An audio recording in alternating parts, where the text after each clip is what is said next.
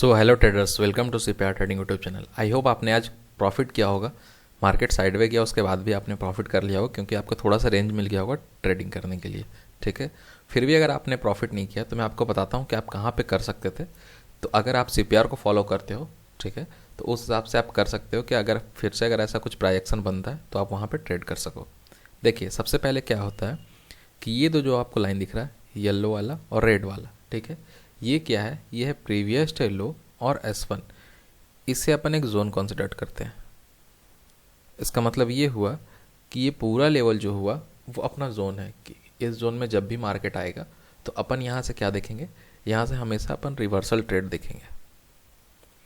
जब तक ये लेवल ब्रेक नहीं होगा नीचे, जब तक इसके नीचे मतलब कि 42786 के नीचे 5 मिनट कैंडल सस्टेन नहीं करेगा। सस्टेन करने का मतलब कि क्लोज नहीं हो जाएगा 5 मिनट का कैंडल, तब तक अपन क्या करेंगे, डायरेक्शनल ट्रेड नहीं करेंगे, मतलब पुट की तरफ ध्यान नहीं देंगे।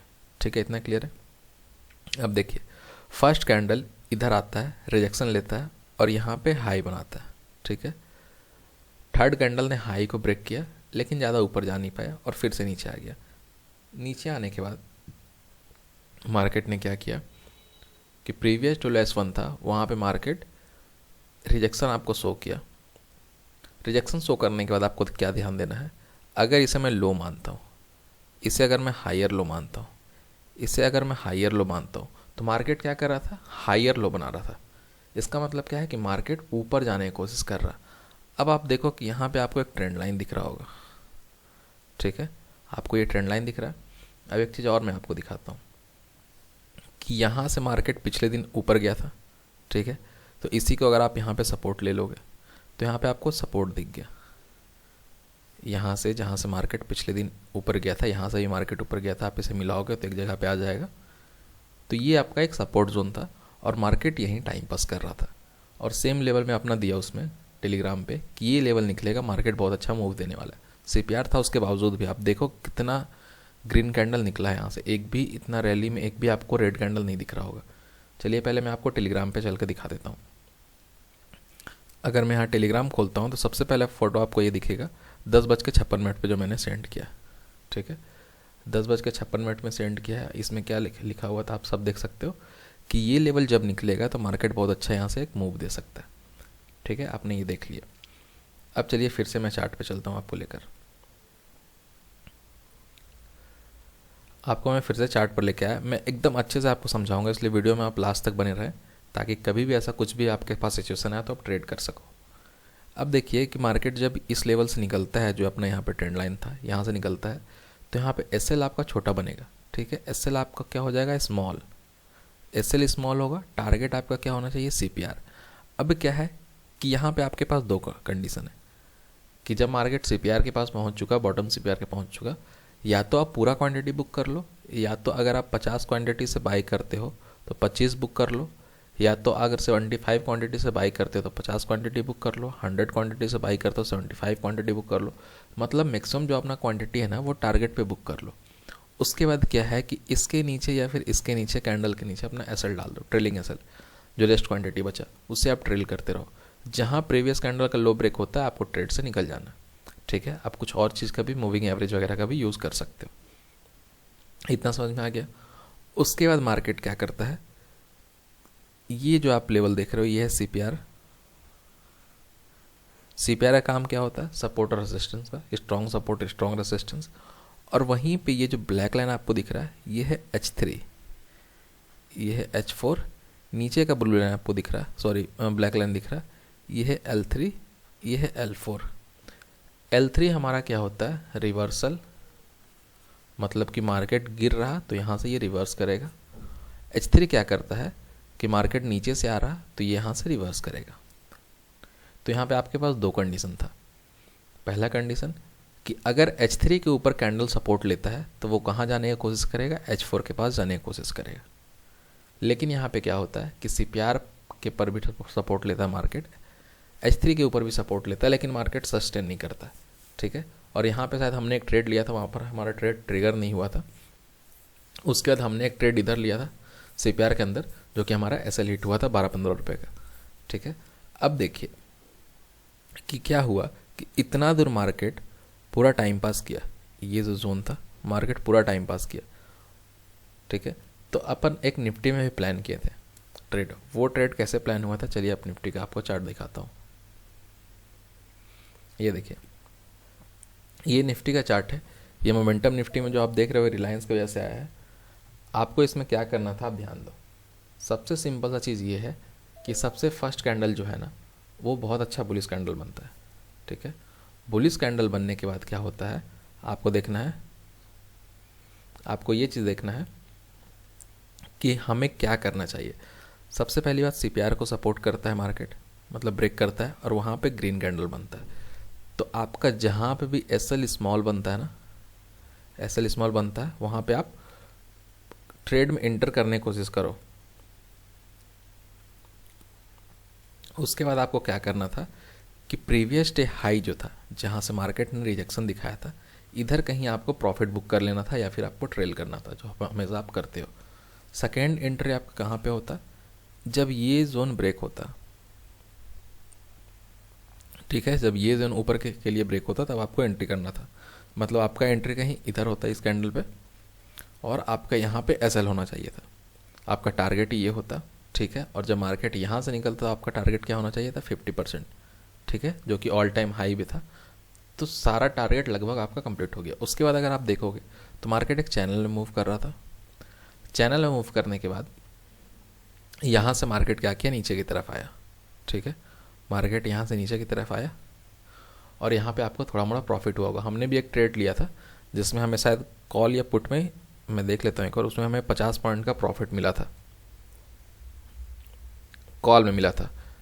337 पे हमने एंटर किया था, ठीक है। 337 पे हमने एंटर किया था और हमारा एसएल था 317, मतलब 20 रुपये का हमारा एसएल था। और वो मार्केट ने हाई लगा कर आया 387 के पास, ठीक है। 387 के पास मार्केट ने हाई लगा, मतलब अप्रॉक्स 50 पॉइंट समझिए हमें ट्रेड में मिल गया। अब मैं बात करता हूँ कि कल मार्केट में क्या हो सकता है। तो उसके लिए हमें क्या करना है, सबसे पहले हाईयर टाइम फ्रेम पे चलना है, ठीक है। तो सबसे पहले मैं डेली टाइम फ्रेम के ऊपर चलना चाहूँगा। डेली टाइम फ्रेम में आपको क्या देखना है, सबसे पहले आप क्या करो ना, मूविंग एवरेज लगा लो। मूविंग एवरेज में क्यों लगाऊँ अभी आपको समझ में आएगा। देखिए, मैं हमेशा बोलता हूँ ना कि जब भी मार्केट को एक डायरेक्शन में मूव करना होता है तो मार्केट क्या करेगा, या तो मूविंग एवरेज के साथ में चलेगा, या तो कैंडल मूविंग एवरेज के साथ चलेगा, या तो मूविंग एवरेज कैंडल के साथ चलेगा। यहाँ पे क्या था कि मार्केट वन वे ऊपर जा रहा था, मूविंग एवरेज नीचे था। तो मैं क्या बोला था कि मूविंग एवरेज को नीचे आना होगा, मतलब ऊपर आना होगा, या तो मार्केट को नीचे आना होगा। ये देखिए आया, इधर अप्रोक्स सपोर्ट लिया और मार्केट ऊपर गया। अब कुछ भी रीजन से कुछ भी न्यूज़ आ जाता है, ऑल टाइम हाई ब्रेक हो जाता है, मार्केट बहुत ऊपर चला जाता है, मूविंग एवरेज अगर इधर ही रह जाता है तो या तो यहाँ पे ये बेस बनाएगा, जैसे यहाँ पे बेस बनाया था 5-6 दिन का, तब तक मूविंग एवरेज धीरे धीरे ऊपर जाएगा, या तो यहाँ से फिर ये गिरेगा, मूविंग एवरेज पास आके फिर से ऊपर जाएगा, क्योंकि मूविंग एवरेज से ज़्यादा दूर कैंडल नहीं रह सकता, ठीक है। अब आपको क्या देखना है, अब आपको ये चीज़ देखना है कि यहाँ पे बुलिश इनगल्फिंग कैंडल बना हुआ है, ठीक है। वन डे का टाइम फ्रेम में बुलिश इनगल्फिंग कैंडल बना हुआ है और जस्ट उसके ऊपर आपको लेवल दिख रहा है 18654। ये क्या है, कैमरीला का H4 का लेवल है। मतलब H4 ब्रेकआउट होगा तो आपको यहाँ से एक बम्पर प्रॉफिट, बम्पर एकदम फास्ट मूव ऊपर के लिए देखने को मिलेगा, ठीक है। क्योंकि आपके पास सारा कंडीशन है कॉल लेने के लिए। देखिए, बुलिश इनगल्फिंग, R4 ब्रेकआउट, ठीक है, सारा कुछ है यहाँ पे, आप आराम से ट्रेड कर सकते हो। अब अपन क्या चलते हैं 1 आवर का टाइम फ्रेम पे। देखिए 1 आवर का टाइम फ्रेम पे हमें क्या करना है, मूविंग एवरेज लगा देना है।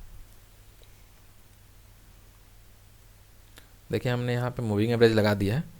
यहाँ पे क्या होता है कि ये अपना सीपीआर है, सीपीआर से मार्केट सुबह सुबह रिजेक्शन लेता है और ये क्या करता है, प्रीवियस वीक हाई को भी ब्रेक कर देता है, ठीक है। फर्स्ट कैंडल में ही प्रीवियस वीक हाई को ही ब्रेक कर देता है, जहाँ मार्केट पहले कंसोलिडेट किया था इतना टाइम पे, ठीक है। इतना टाइम जो टाइम पास किया था मार्केट, इसे भी मार्केट ने ब्रेक कर दिया, ऊपर गया। और ये लेवल क्या था, H3, और H3 क्या होता है, रिवर्सल लेवल। मार्केट ऊपर जाएगा और यहाँ से रिवर्स करेगा और market approx all time high से रिवर्स करने लगा। तो अब अपना प्लान क्या हो सकता है, अपना ये लेवल जो है ये आपको क्या बता रहा है कि वो ऐसे जाकर ऐसे आएगा और ये फिर ऐसे निकलेगा। तो या तो आपको यहाँ पे सी बाई करना है, ठीक है, मतलब बाई ऑन डिप, या तो आपको डे हाई पे बाई करना है, मतलब कि 18625 के ऊपर आपको कॉल बाई करना है, ठीक है। आई होप आपको समझ में आ गया होगा। बाकी आप 5 मिनट के टाइम फ्रेम पे टुमारो CPI लगाकर आप देख लेना, मैं हायर टाइम फ्रेम पे आपको बता दे रहा हूँ, क्योंकि वीडियो ज़्यादा बड़ा हो जाएगा। अब चलिए बैंक निफ्टी की बात करता हूँ। देखिए बैंक निफ्टी भी अगर आप देखोगे ना तो वन साइडेड रैली कर रहा है। यहाँ से bank Nifty one sided rally कर रहा, एक साइड मार्केट मोमेंटम दे रहा, ठीक है। तो इसमें क्या हो सकता है, अगर मैं यहाँ पे मूविंग एवरेज लगाता हूँ तो हमें यहाँ पे क्या समझ में आ रहा, हमें यहाँ पे ये चीज़ समझ में आ रहा कि यहाँ पे डोजी कैंडल बना हुआ था, और डोजी कैंडल का जिधर भी ब्रेकआउट होता है मार्केट उधर मोमेंटम देता है। लेकिन डोजी कैंडल का ब्रेक डाउन तो हुआ नीचे की तरफ, लेकिन मार्केट रिकवर करके इसी जोन में क्लोज कर दिया कहीं ना कहीं, ठीक है। तो ये अभी के लिए अपना वैलिड नहीं हुआ। अब ये जो लेवल है ना, इसका जो H4 लेवल है जो कि है 43269.95, ये जो लेवल है अगर ये ब्रेकआउट होता है तो यहाँ से आपको एक अच्छा अप मूव दिखेगा। नहीं तो अगर प्रीवियस डे लो जो कल का लो है वो अगर ब्रेकडाउन हो गया तो मार्केट फिर कहाँ आने की कोशिश करेगा, मार्केट 42571 आने की कोशिश करेगा। उसके बाद मार्केट 42288 आने की कोशिश करेगा। उसके बाद मार्केट 42100 आने की कोशिश करेगा, ठीक है। तो दोनों तरफ का आपको समझ में आ गया।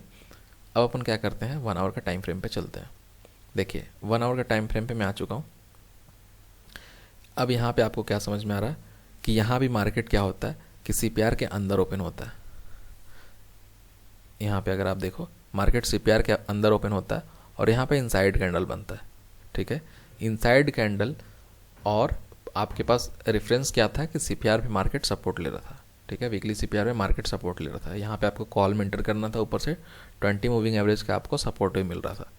यहाँ पे आपको कॉल में एंटर करना था, आपको इतना प्रॉफिट हो जाता जो कि डेली CPR के तक था, ठीक है। उसके बाद मार्केट क्या किया, नीचे आने की कोशिश किया, और ये क्या किया अभी यहाँ पे कि ये 20 मूविंग एवरेज 20 SMA के नीचे क्लोज किया। और 20 SMA के नीचे क्लोज करने का मतलब क्या होता है कि मार्केट नेगेटिव हो सकता है। लेकिन अगर मार्केट नेगेटिव भी होगा तो इसके पास यहाँ पे फिर से सपोर्ट है मार्केट को ऊपर करने के लिए, इसीलिए ये फिर से क्या बनेगा, बाई ऑन डिप। फिर से अगर मार्केट गैप डाउन भी ओपन होता है डिप में बाई होके यहाँ जाएगा, या तो आप यहाँ कॉल खरीदो, या तो यहाँ कॉल खरीदो, या तो यहाँ कॉल खरीदो, ठीक है। प्रीवियस वीक हाई पे भी आप खरीद सकते हो। तो आई होप आपको समझ में आ गया होगा, वीडियो अच्छा लगा होगा। वीडियो अच्छा लगा वीडियो लाइक कर दें, चैनल सब्सक्राइब कर दें। आप हमारे साथ टेलीग्राम पे जुड़ सकते हैं। चलिए मिलते हैं नेक्स्ट वीडियो में, थैंक यू।